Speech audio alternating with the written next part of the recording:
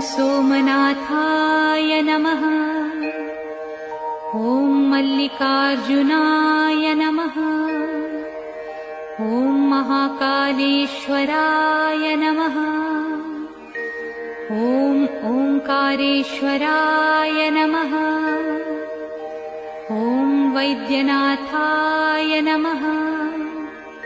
ॐ भीमशंकराय नमः। ॐ रामेश्वराय नमः। ॐ नागेश्वराय नमः। ॐ विश्वेश्वराय नमः। ॐ त्र्यंबकेश्वराय नमः। ॐ केदारेश्वराय नमः। ॐ भुस्मेश्वराय नमः।